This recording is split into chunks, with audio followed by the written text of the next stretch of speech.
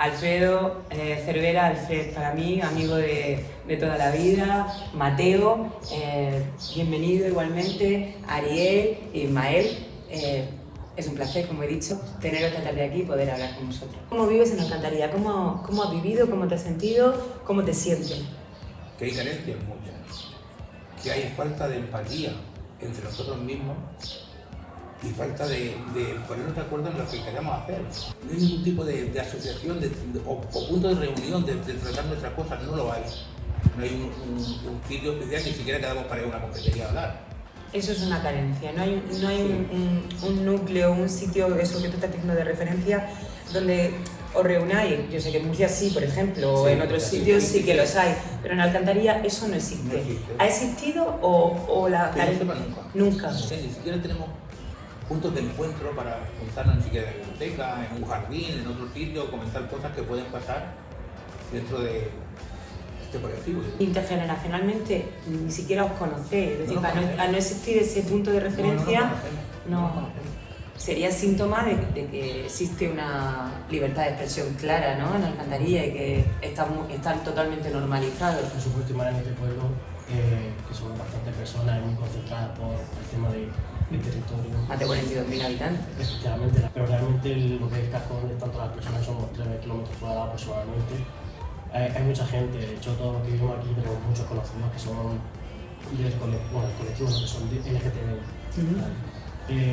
Lo único, yo sé que no ha existido, o por lo menos, desconozco que haya existido un sitio donde se pueda hacer ese tipo de acciones o quedadas, reuniones. Intercambio de opiniones. Efectivamente. Sí sé que se ha propuesto en alguna ocasión establecer un espacio así. Lo único que se solicitaba en ese momento era un local donde poder realizarlo. Se estuvo peleando mucho por no sé cómo se llama el edificio donde está la casa de la asociación de amas de casa. Lo que era la antigua Casa de la Juventud, al final de la calle Mayor. Correcto, sabíamos que allá había espacio en ese momento, sabíamos que también estaban asociaciones de militares y demás, que muchos de esos espacios estaban asignados, pero que realmente el uso como tal no era continuo, o sea, incluso se podía ver la opción de compartir ese uso. Y por eso se solicitó un local, porque es lo principal donde establecerte y poder tener un sitio físico donde poder realizar todo ese tipo de propuestas e ideas, si no es muy complicado. Pero eso se negó siempre, no se ha conseguido nunca. Ni se negó ni se afirmó, se solicitó, pero nunca se pudo llevar a cabo porque no... ¿Contestaron? Que yo recuerdo... ¿Os cuesta que se sigue dando esa formación, que para mí es muy importante, en los centros educativos, o en los últimos años se ha cambiado en eso? ¿Se ha retrocedido en ese tipo de derechos? A mí personalmente fue precisamente una de estas charlas que se dieron en ese momento en el que yo tendría pues 14 años, casi 10 años. A mí fue una de esas charlas lo que me hizo darme cuenta de quién era yo, y sí que es verdad que a posteriori ya creo que ese tipo de charlas han tenido problemas por lo del parental, por el que ya no, es que yo tengo que elegir lo que mi hijo tiene que aprender en clase y tal. Disculpa un momento, yo creo que, por ejemplo, eso, antes de decírselo o de explicárselo a los hijos, no se lo han explicado a los padres. Los padres no saben lo que es. Entonces los padres les da miedo, tienen un malentendido de decir, pues si a mi hijo le van a explicar que es ser homosexual o que es ser trans, lo va a hacer porque se lo digan. Claro, ya como que automáticamente lo va a hacer. Entonces como esa creencia, que bueno, que es normal pues, de la sociedad de la que a lo mejor viene o del ambiente del que vienen, pues pueden tener esa creencia. Estamos muy acostumbrados a que la pareja tenga que ser heterosexual y parece que sienta mal que sea una pareja... Pero es lo que te decía antes, ¿por qué ante un caso de esto, por qué no se lo han explicado a los padres primero en los colegios? Claro, pues es que todo es educación. No sé, a lo mejor en el AMPA y ese tipo de cosas, que antes de darse la charla se les dé a ellos, que luego, vale, los padres que primero tengan la charla a ellos, pero para eso tienen que estar dispuestos a recibir esa información en primer lugar, porque... Que no lo están. Claro. Algunos, también hay que decirlo. Bueno, algunos, que sí están abiertos. La cosa es que pues, el tema de conocerte a ti mismo en este sentido es algo que al final es como un derecho de cada individuo, aunque seas un menor de edad. Tampoco considero que sea una información que tenga que estar clasificada hasta que tú, en la mayoría de edad, ya de pronto desbloquees esto como si estuviésemos hablando de algo tabú o perverso. Porque al final, dentro de los derechos del estudiante, creo, del menor, está el hecho de tu libre autoconcepción. No, en plan, que puedas expresarte libremente, tu libertad de expresión, de ti mismo, que no se te discrimine por raza, género, etcétera, etcétera. Y dentro de estas cosas, pues está un poco el conocer este tipo de, pues, saber tu orientación, qué te gusta, qué no, qué soy. Y tenemos que aprender todos los padres cuando lo seamos, es que el mejor valor que tú le puedes dar a un hijo es saber sentirse libre y respetar a la persona que se siente diferente a él. ¿Cómo se hace eso? Desde la educación. Los padres no están educados, hemos llegado tarde. Los hijos lo que tienen que recibir la educación. Sí, porque realmente el único enfoque que hay es divulgativo, es simplemente que conozcas, porque al final normalmente las cosas que más violentas suelen venir del desconocimiento, de la ignorancia, en plan no conozco esto, entonces lo entiendo como algo ajeno, algo malo. Al final también es verdad que los partidos se sienten presionados un poco por la ideología en común y a veces no hay que olvidarse que somos personas. A mí una de las cosas que me gusta de Lara es que una persona que pertenece a un partido político pero tiene pensamiento propio. Ella se deja guiar por lo que ella siente, si lo ve bien o lo ve mal, y yo la conozco durante varios años. Entonces, por eso es. Pero sí que es verdad que hay mucha presión dentro de los partidos cuando si el de arriba dice A, todos dicen A. Hay personas que no, que dicen, y lo siento mucho, pero a mí la gente me ha votado, a mí, pues he hecho, sobre todo en los pueblos que son más pequeños, y yo voy a votar lo que yo considere que es lo mejor porque la gente así me lo está diciendo. Porque compartes unas ideas, es decir, las ideas principales de tu partido y las respetas y las intentas llevarlas a cabo. Pero está claro que tu persona es lo que más dice y a lo que tú te comprometes. Lo principal de cualquier partido es el respeto. Exacto, es que él ha dicho dos términos que creo que son los fundamentales: respeto y educación. Claro. Y de ahí parte todo, ¿no? Claro. Desde ahí debería de empezarse. A mí me preocupa mucho cuando ha dicho que se solicitaron un sitio como punto de encuentro. Eso me ha importado, me importa mucho, y que eso siga sin existir. Porque a otros colectivos, aunque no os guste el término, a asociaciones, sí que tienen un espacio, y a eso ni siquiera se contestó. Pues a mí me preocupa. Me preocupa eso, me preocupa saber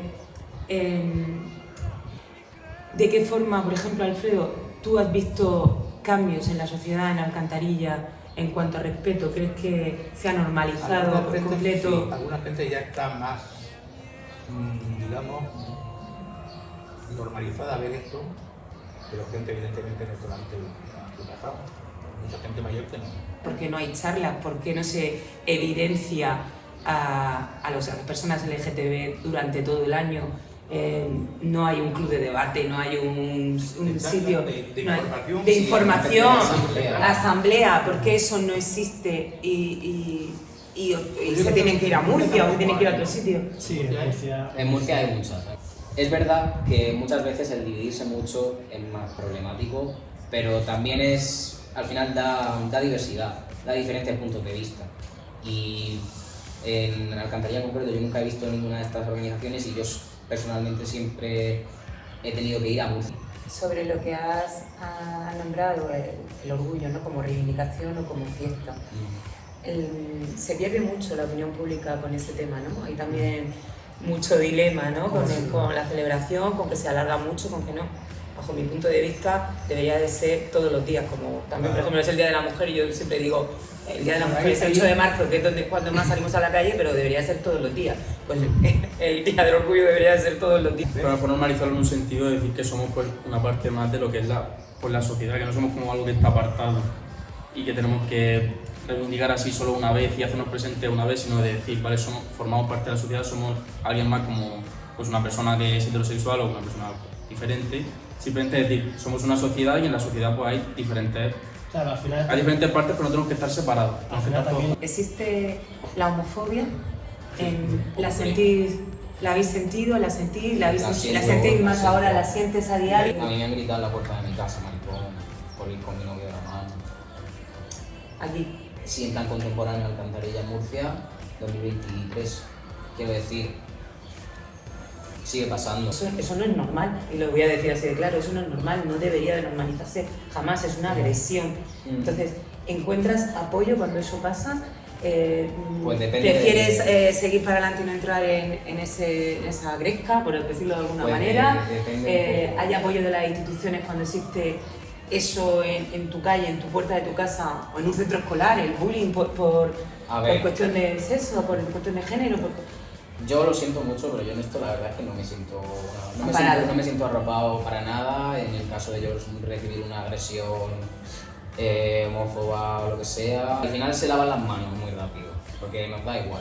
Y supongo que hasta que, y lo voy a decir así, lo siento mucho, supongo que hasta que no me maten, no me van a poner ahí un poquito de empeño en buscar quién me mató, ¿no? Y yo personalmente, que vale, el tema del bullying y tal es muy importante, al final toca a todos, pero por ejemplo, en el caso concreto de la gente trans, la parte de sanidad es muy importante y yo he recibido agresiones en plan sanitarias de negligencia médica a mi persona por negarse simplemente a tratarme como lo que soy, un hombre. Y profesionales de la salud, no te creas que era el médico de familia, era a lo mejor un ginecólogo, una psiquiatra y se quedan tan anchos. Y eso es una cosa pues que luego tú pides una derivación y la gente del centro de salud te dice, pues no me parece motivo suficiente para la derivación. Y digo, si yo no me siento a gusto para hablar realmente de las cosas que me pasan con una psiquiatra, no sé a qué voy a la psiquiatra.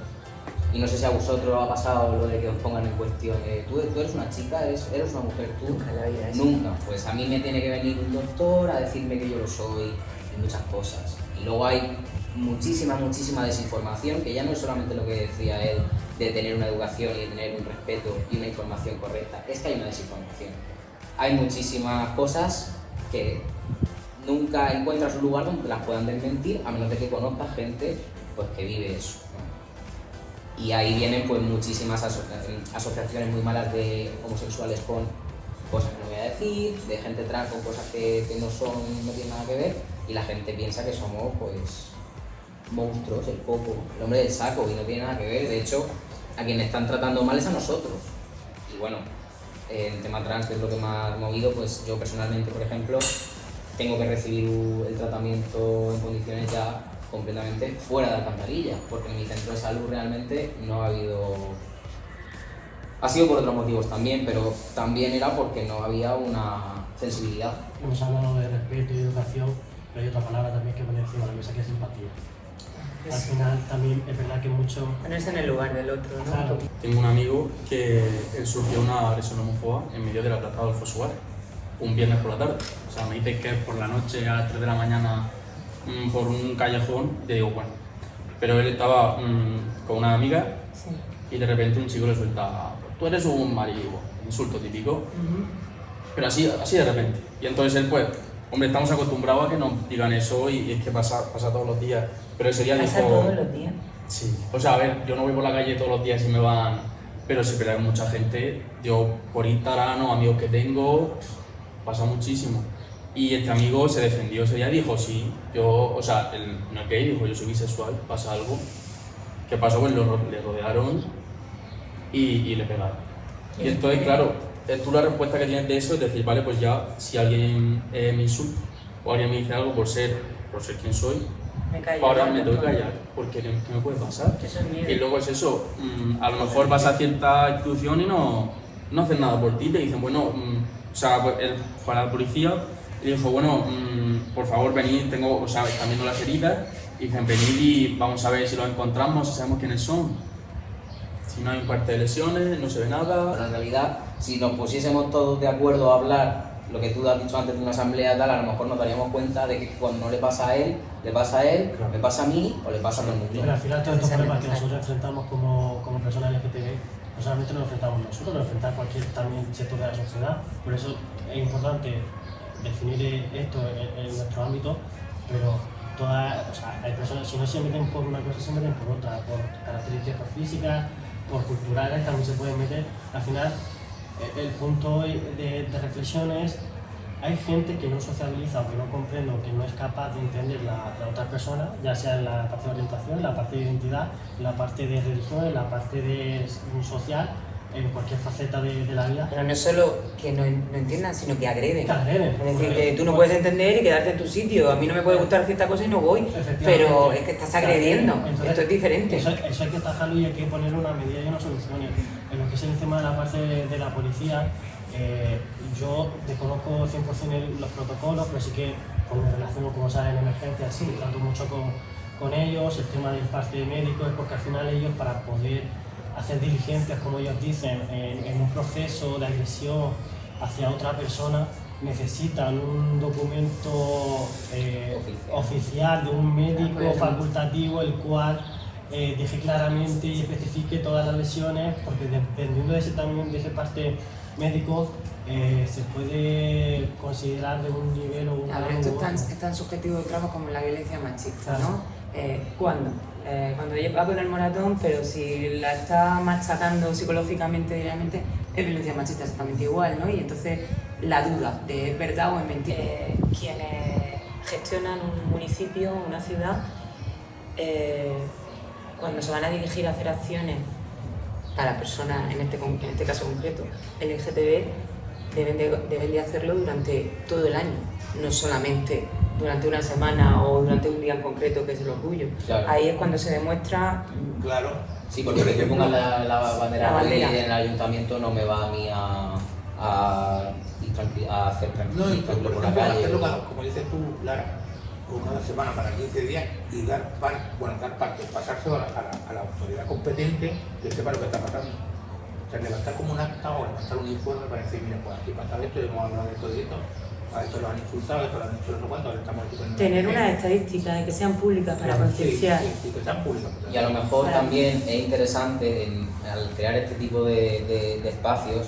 Yo entiendo que la gente que no es LGTB pues no sabe qué necesita la gente LGTB. Pues de estos sitios tanto va a salir qué ha pasado, con qué gravedad y tal, como ideas, porque al final se junta todo el mundo y dice, pues yo creo que nos vendría muy bien hacer esto. Esto que estamos haciendo ahora mismo, ¿no? básicamente Que estáis dando eso. ideas sobre. No, es que en tal instituto está súper mal esto, pues hacer algo al respecto, en plan una jornada de, yo qué sé, concienciación, talleres, charlas. Y ni siquiera una convivencia, ¿no? Un día de convivencia, hay convivencias de 1000 cosas, pero Hay que marcarse un objetivo y poco a poco Sí. sabemos que la noche de la mañana nunca cambia nada, pero que sí, también nosotros somos conscientes de que la situación de ahora, aunque no es toda la que nosotros querríamos, es mucho mejor que hace unos 40 o 50 años, pero ni punto de comparación. ¿no?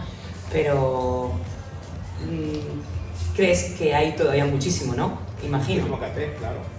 Diciendo que sufran personas, como tú has dicho, que no tengamos esa empatía de poder de ponernos en la situación del que tenemos enfrente para saber que, joder, que en Alcantarilla o en cualquier otra ciudad hay ese tipo de agresiones y que te parece que no pasa nada, ¿no? Que eso no ocurra, que eso no ocurra. Así que os doy las gracias por haber estado esta tarde aquí conmigo, por dar voz a las personas de LGTBI. Ojalá hubiese muchas más, estas charlas las podamos repetir y se llegue a... O que no tengamos necesidad de que tengamos que hablarlo porque esté totalmente, y no vuelvo a decir esa palabra que le he dicho muchas veces y no quería, normalizado por completo y no hay ningún tipo de estigma. Ojalá se llegue a eso. Sí. Muchísimas gracias, de verdad, por Gracias. haber